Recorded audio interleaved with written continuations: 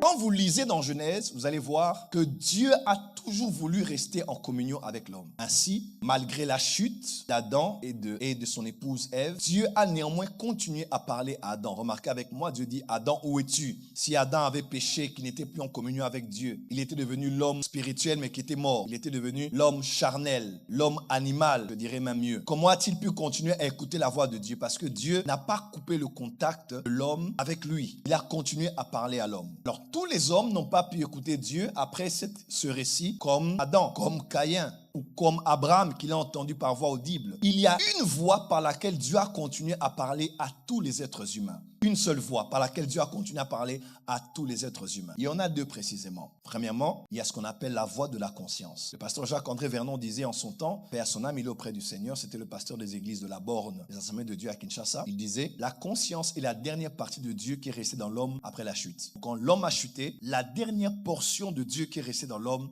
c'était la conscience. Ainsi, la conscience est comme une police. Elle te rappelle ce qui est bien et ce qui est mal sans que tu n'aies le Saint-Esprit en toi. En toi, il y a un principe divin qu'on appelle la conscience qui te dit ce qui est bien et ce qui est mal. La deuxième voie par laquelle Dieu a toujours parlé à tous les hommes, à part la conscience, c'est ce qu'on appelle les rêves ou bien les songes. Alors, sachez ceci, chose très importante. Tout est question de lumière. Ma prière ce soir, c'est que la lumière luise dans tes rêves. Que tu vois clairement, même en dormant, que les choses soient claires, que la lumière vienne et jaillisse même au plus profond de ton sommeil, afin que tu reconnaisses ce que tu dois reconnaître et garder en esprit, dans ta mémoire, à ton réveil, ce que tu dois garder. Quelqu'un peut dire amen très fort. Donc, le Dieu créateur a continué à parler à l'humanité par le canal de la conscience, mais aussi par le canal des songes, ou qu'on appelle aussi des rêves. Alors, quand on parle maintenant des visions nocturnes, là, on met maintenant l'emphase pour que l'on comprenne que c'est une vision.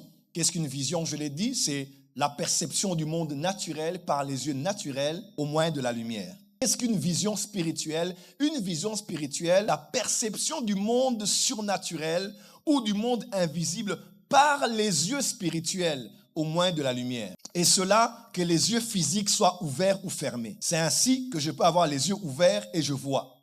Avoir les yeux fermés et je vois. Je peux être éveillé, avoir les yeux ouverts et je vois. Je peux être endormi et j'ai les yeux fermés, endormi et je vois. Et quand je vois en dormant la nuit, c'est ce qu'on appelle généralement les visions nocturnes. C'est-à-dire, mes yeux spirituels ont vu le monde spirituel, mais par le moyen, durant le moment de ce qu'on appelle un rêve ou un songe. Lorsque je fais cela la nuit. Est-ce que c'est clair? Est-ce que c'est clair?